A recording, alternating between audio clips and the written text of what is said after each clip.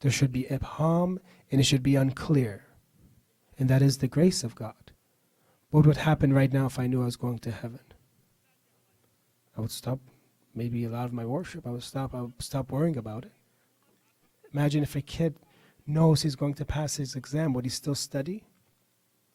As if you're guaranteed an A. I already found out I'm getting an A. What happened if a sinner knew that he's going to hell? He would lose hope. So God doesn't want to tell us our position to keep us encouraged, to keep us not arrogant, to keep us afraid, to be between khawf and raja, between fear and hope, so that we can have a great balance and that we could always strive to reach a better form of hayat in life. Imam Hassan alayhi salam, kana idha dhakara al-maut baka wa idha dhakara al-qabr baka. When he thought of the grave, he would cry. Grave. وإذا ذكر البعث والنشور بكى وإذا ذكر الممر على الصراط بكى. When he thinks of the day of judgment, when he thinks about passing the narrow bridge, what is very fine and thin, and people would, if they take the wrong steps, they'll fall down, he would cry. Even though they are the Safinatul Najat, the ship of salvation. So this is the hayat and example of and display of true hayat. This is where we want to be. This is where we ask Imam Hassan tonight to make you take one look at our majlis and maybe allow me to pray or make wudu or pray a little bit similar to you, that I can feel what you felt during prayer. Maybe before I die, maybe this is going to be the last year of my life, I don't know. At least let me feel it once, twice. Also look at the other side of Imam Hassan alayhi salam. The other side of hayat isn't only worship. It is caring about people and their needs. It is being a good father, being a good mother, being a good wife, being a contributor to society, helping people. Imam Hassan alayhi salam many times in his life divided his wealth, took half of it for himself and took the other for the people. He is the Kareem of the Ahlul Bayt, the generous. Let me share for you a story of Imam Hassan. This is from a historical source, Al-Bidayah wa Nihaya. Imam Hassan alayhi salam was sitting once and sees a servant who is sitting in a garden. And he sees that servant that is sitting in the garden, and that servant is sharing his meal with a dog. And he would take one bite, and then he would give another bite or another part to the animal. He would take another bite. He would splitting his meal with an animal. So Imam Hassan alayhi salam in this book, it's narrated that he asked him, why are you doing this? And he says, قال الغلام إني أستحي منه أن أأكل ولا أطعم. I'm embarrassed to eat and not to give food to this animal, to this dog. Imam Hassan alayhi salam told him, wait there. Just wait. He went and came back after a little while. Says that I have purchased you from your master. You are free. And this garden that you're sitting in right now, I have purchased it too. It is yours. This is the Kareem of the Ahlul Bayt. That he says one person do something very beautiful, share his food with an animal. He comes and sets him free. He comes and purchases that land so he can have some capital, he can have something for himself. Ya Imam Hassan, this is your attribute of being Kareem. We are lovers of your mother Fatima Zahra Salamullah alayha. You extend your grace with the permission of God to us and to our family, inshallah. Please recite a salawat.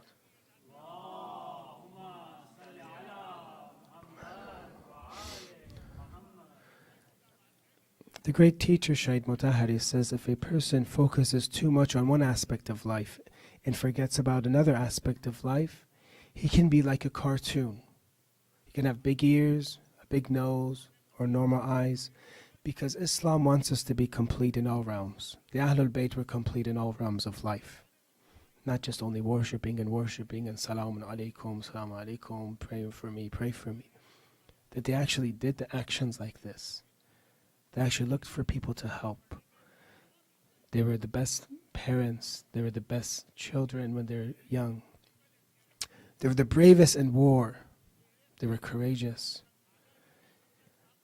We want to reach perfection. When we look at these stories, it's important to give an example from worship and give an example of helping society so that we can be well-rounded. Maybe if you look at each and every one of us, we have parts in our lives that are very lacking and weak. Let's find those and work on those parts, right? When we do muhasabah of the nafs, when we count ourselves and when we examine ourselves, examine it in everything, in every part, and see what that weakness is and work on it, inshallah, and ask for help.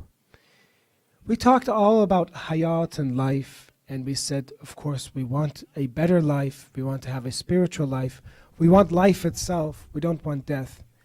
But the main thing is, how do we get there? How do we get to hayat? This is the difficulty, is maybe the path. And what is the problem? Is it that we don't have enough knowledge? For example, somebody might think, we don't know enough. Because we don't know enough, I can't act. I can't become a very good person. I need to know more. Let me study more. But do you think that's the problem? That we don't know enough about Islam? When they would come to many of the ulama, they would say, you know enough to act. And if you act, it will make up for those things that you don't know. This is a tradition. Is it that we don't have enough belief? And that maybe if I had enough belief, I would then therefore act, and day and night I would worship, day and night I would help the poor, day and night I would stop doing things for myself, always, and I would always be 100% 24/7 thinking about how to make myself better. Even though knowledge is something good, and knowledge is something that we are told to seek all the time, even if it's somewhere very distant, and in all times of our lives, always seek knowledge. But maybe this isn't the problem, knowledge, having not enough knowledge. What we do in the world today are things that we're not fully aware of, but we still do it. We drive a car because we have to get there. We might not know everything about the road conditions, the car, how it works. It would be silly if somebody says, hey, drive there, go there. It's like, no, I don't know enough about how the car works. There's these bolts and nuts in the design, but I don't know what those are for. So you're silly, get in the car and drive. No, I'm not a really good driver yet. I don't know all the rules. I don't know if maybe eating and drinking is illegal in California, if it's not. I'm hungry, for example. Brother, just drive, go. You need to go there. You know you need to go. Just go there. Don't worry about the rest. And also faith. Even though faith, in terms of many strong philosophers have said that it is impossible for a person to make a sin when he believes in that thing is a sin and he will be punished for it. It's impossible for me, if I believe this is fire right now, to be sitting on fire. Okay, that's good. We don't reject that. But is that the reason? Is that what we're lacking for us to reach hayat, to reach a better life? Or how is the system that God has put for us, what kind of system is it that you reach life? You reach a better form of life. Some always think, and a lot of this is from this great scholar, he says that a lot of people think action is the fruit of Islam.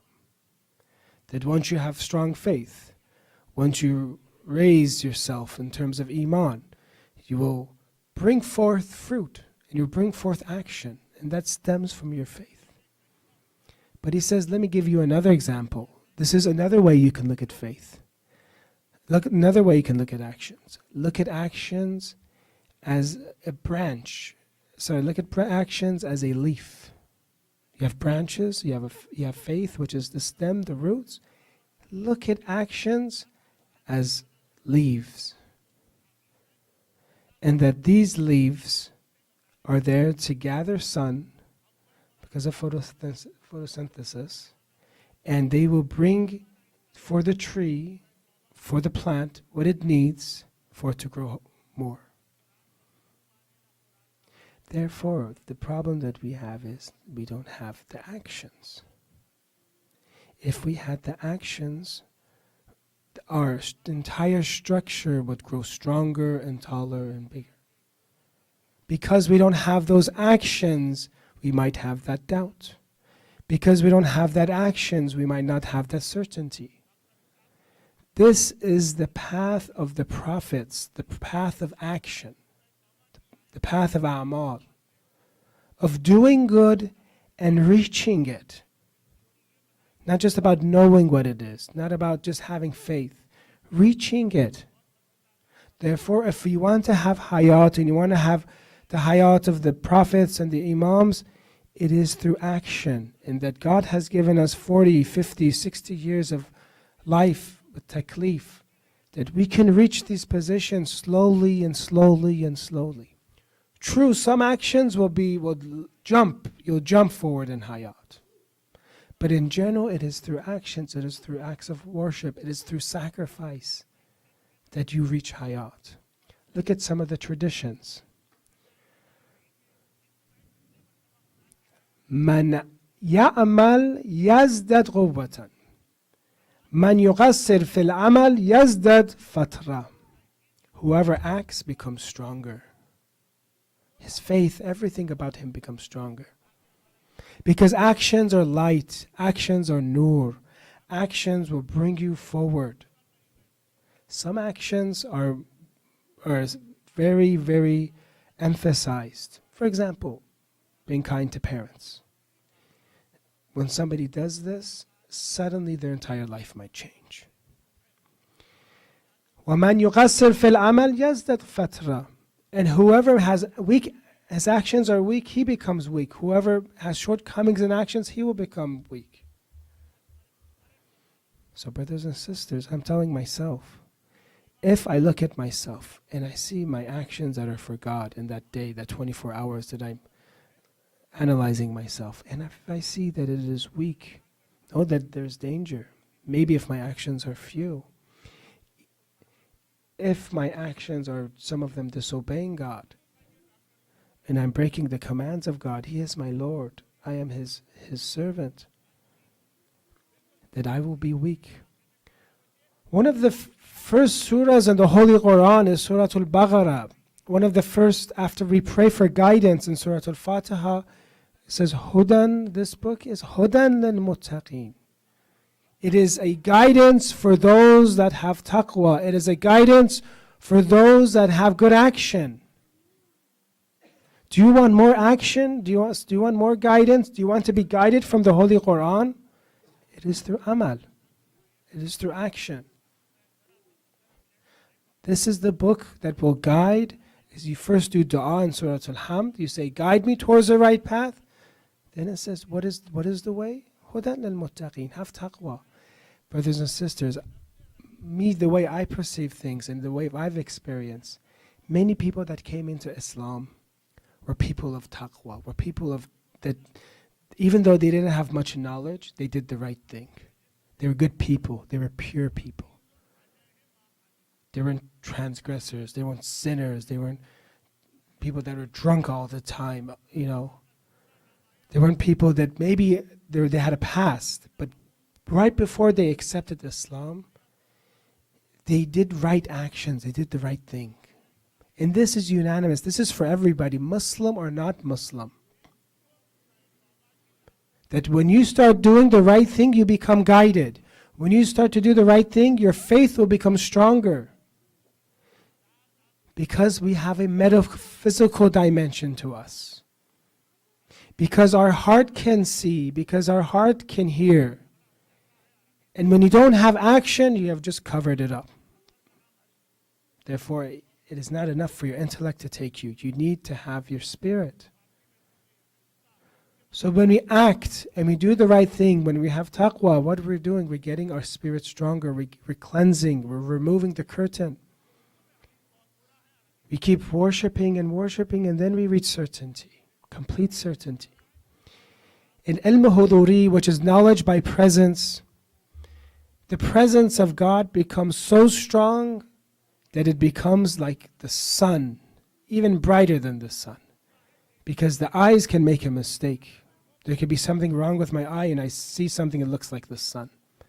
But by knowledge, by presence, just like the fact that I know I exist, the fact that I know I'm hungry, the fact that I know that I'm scared, the fact that I know that I'm bored,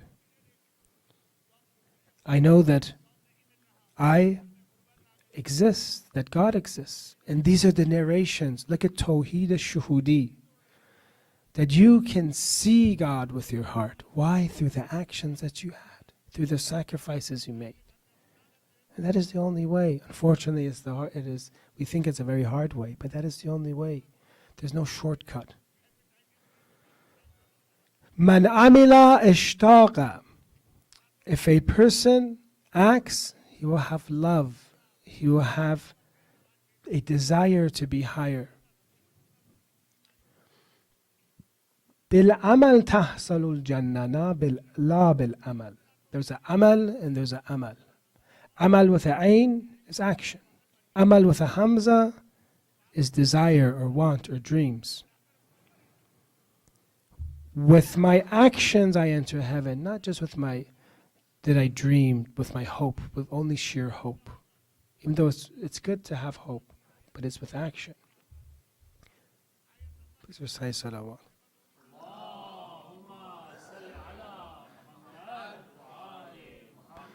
Going to end tonight's discussion in these 4 nights that we've been talking about life and hayat with a tradition from Imam Ali alayhi salam. Imam Ali had this person by the name of Nauf who was kind of like his gatekeeper. Nauf Bekali was a person that had many of the secrets of Imam Ali. And he sees Imam Ali alayhi salam, one of the nights, he's the ruler of a great empire, vast empire. He sees him rushing to go and to speak to God. So Nauf asks him,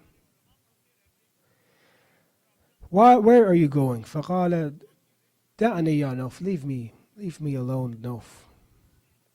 My wishes, my needs are calling me towards my true love. Imam Ali is the ruler. Caravans and gold and silver are coming to him. Which ruler do we have in history? He leaves his castle or whatever, not a castle, but he leaves where he is, he's stationed, and he's going off to talk to God privately, to cry, to weep. Maybe those 1,000 units of prayer.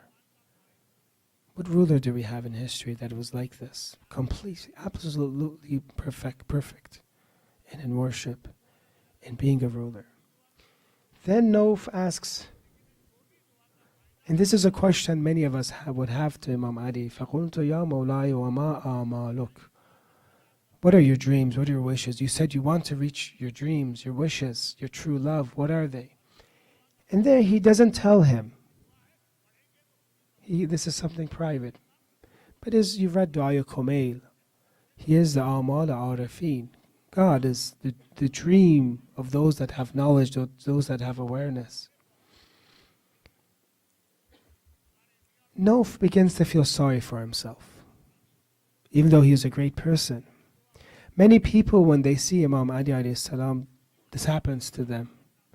When you see greatness, absolute greatness, you compare yourself to him, and you say, where am I and where is Imam Ali? He's going to cry towards God. But what about me? And Nauf says, فَقَالَ لِي وَأَيْنَ أَنْتَ.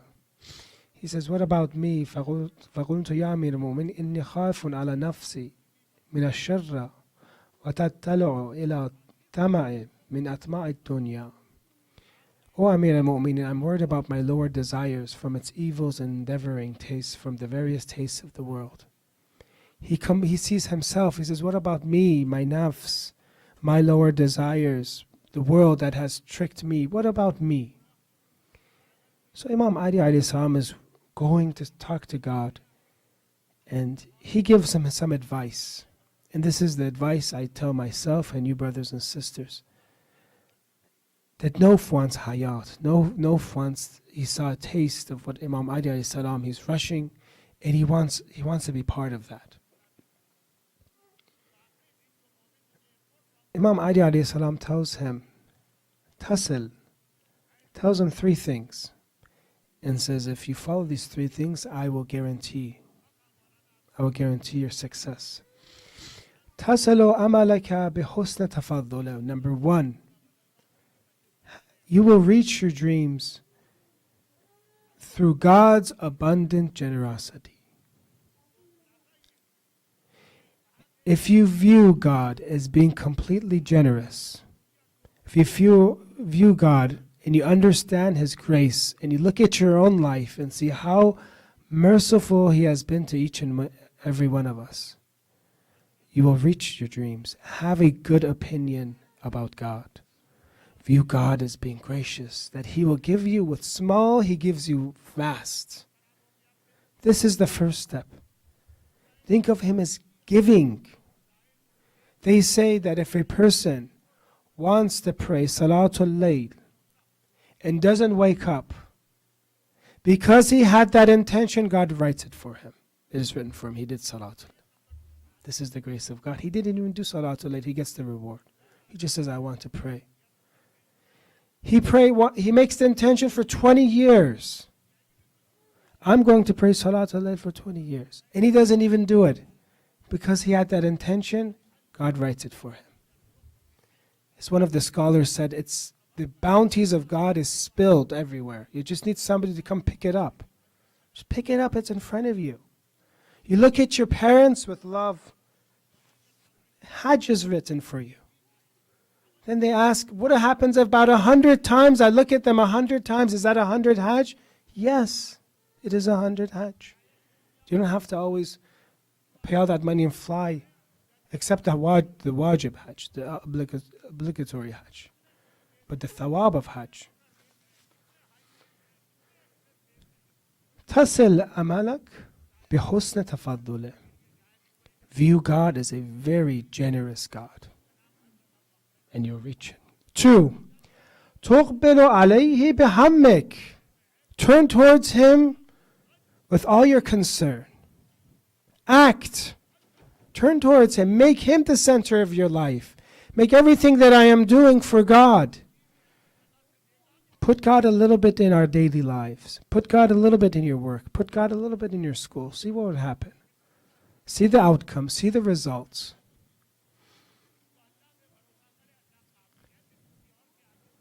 3.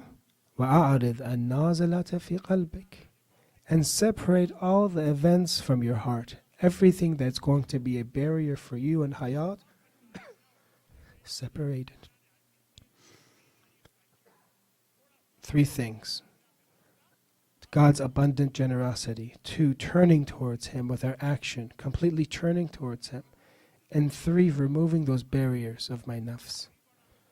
Because the nafs, shaitan, the dunya will not allow me to go towards this hayat that I want to. Then Imam Ali says, أَجَلَّكَ بِهَا فَأَنَا أَضَامٍ مِنْ أُمُورِهَا. If it is delayed, then I guarantee its place of arrival.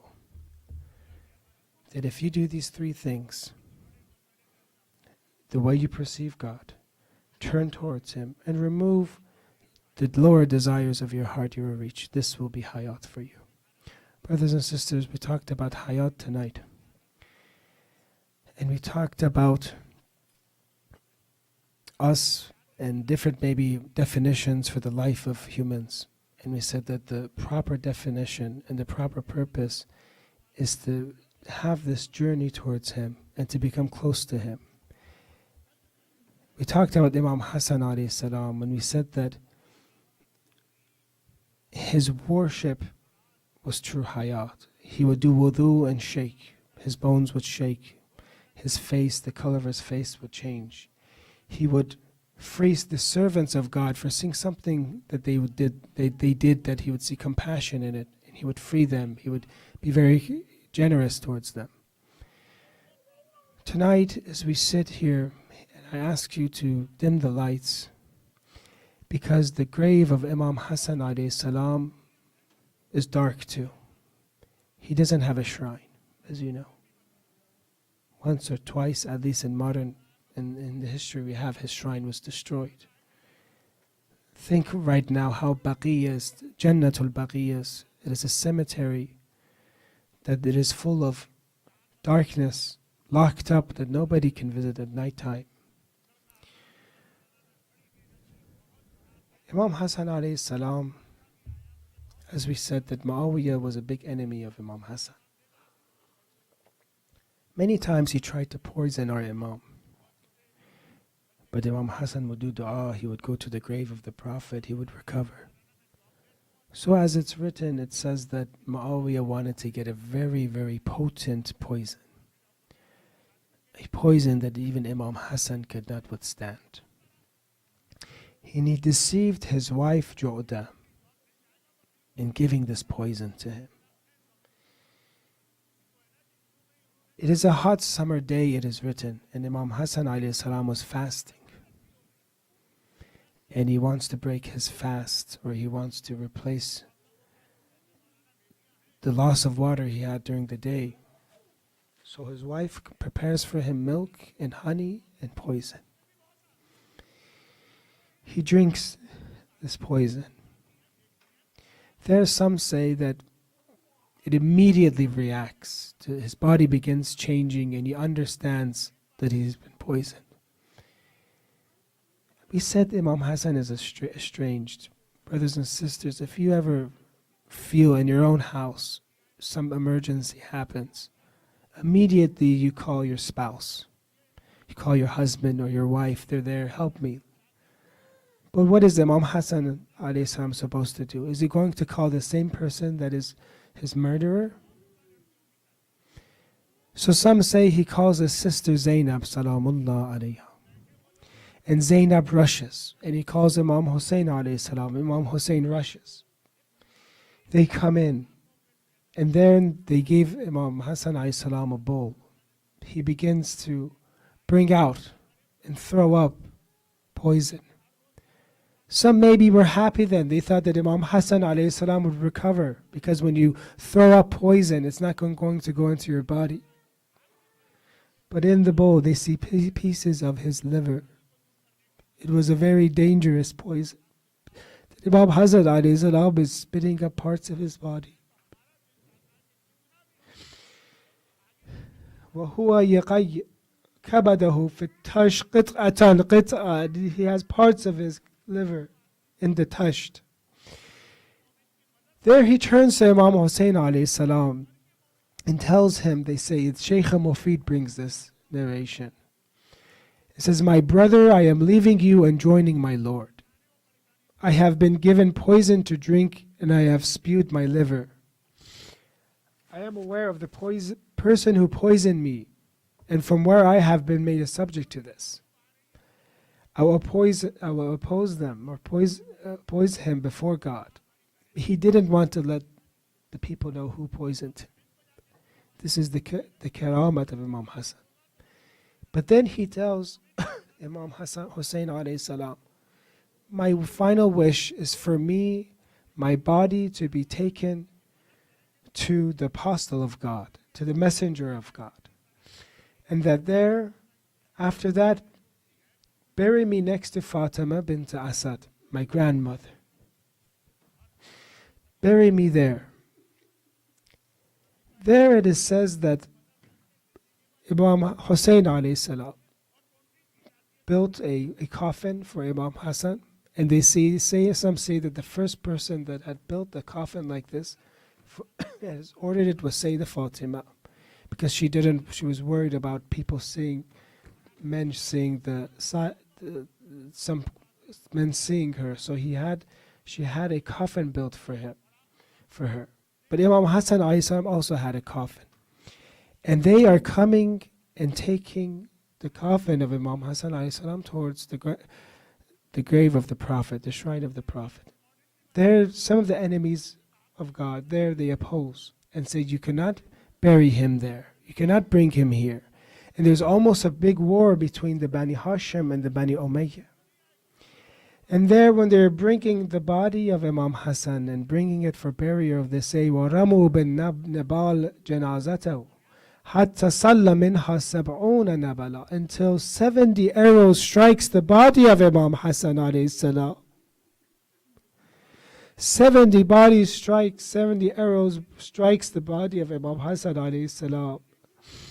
But Imam Hassan would many times hug his brother Hussein and say, La yawm ka yawmaka ya Aba Abdullah. There is no day like your day, Hussein. Imam Hassan was hit with 70 arrows. But Imam Muhammad al-Baqir alayhi salam, in the narrations, they say, وَلَقَدْ قَتَلُوهُ قَتْلَةً نَهَى الرَّسُولُ اللَّهِ عَلَيْهِ صلى الله عليه وآله يُقْتَلْ بِهَا الْكَلَابِ. They have killed Imam Hussein alayhi salam in a way that the Prophet had prohibited dogs to be killed in such a way. لَقَدْ قُتِلَ بِالسَّيْفِ. He has been killed by the sword, وَالسَّنَانِ, and spears, وَالْحِجَارَةِ, and stones, وَالْخَشَبِ, and wood, وَالْبِالْعَصَى, with canes. وَلَقَدْ أَطْرَأُوا الْخَيْلَ بَعْدَ ذَلِكَ. And after that they rode over the body of Imam Hussein with horses. Inna lillahi wa inna alayhi raji'un. Matam al-Hussein alayhi salam.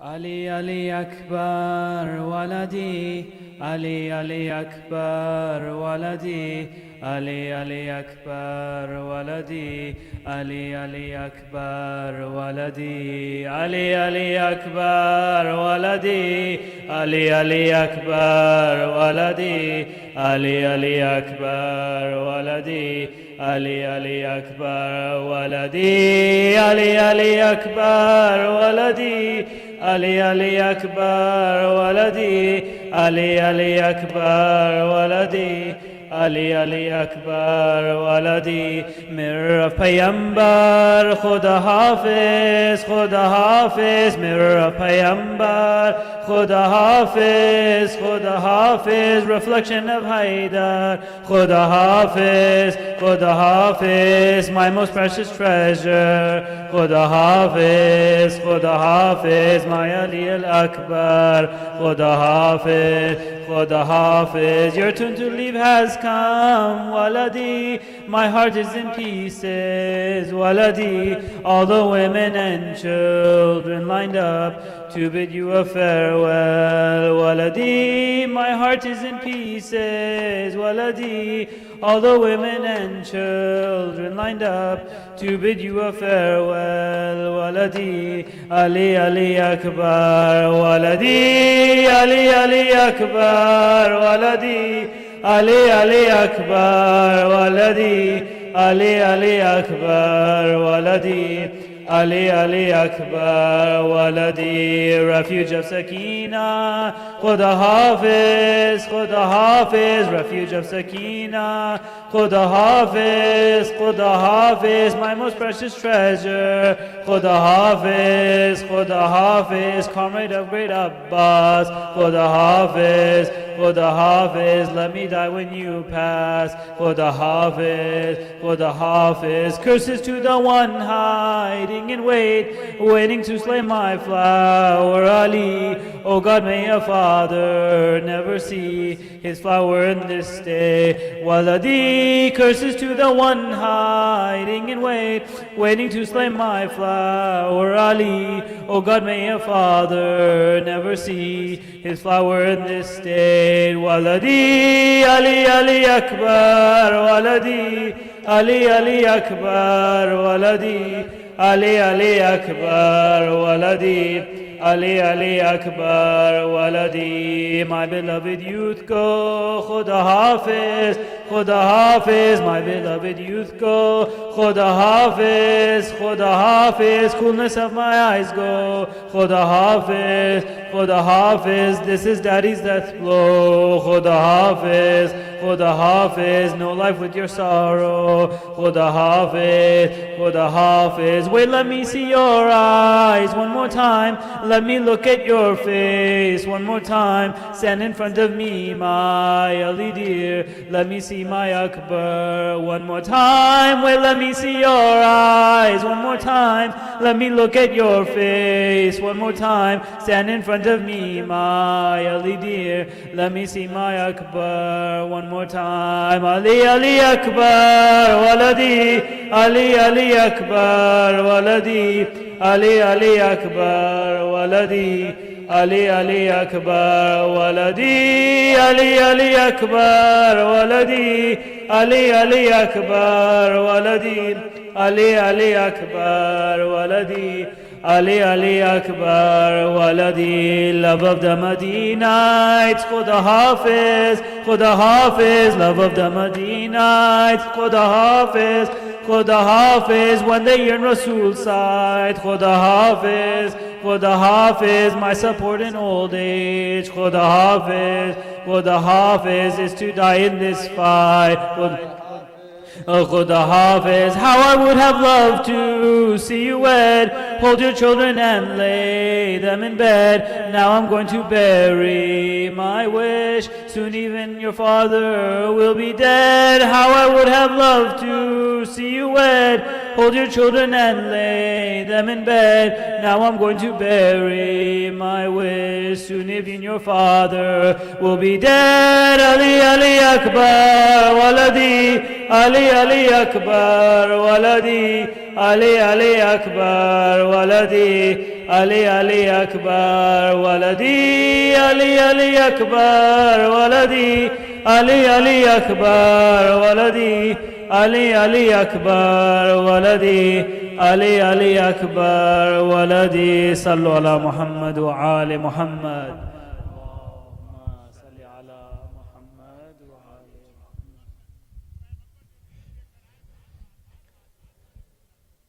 For the marhumeen of everybody that has helped out in our majlis, please recite a Fatiha and a Tawheed. Bismillah ar-Rahman ar-Rahim.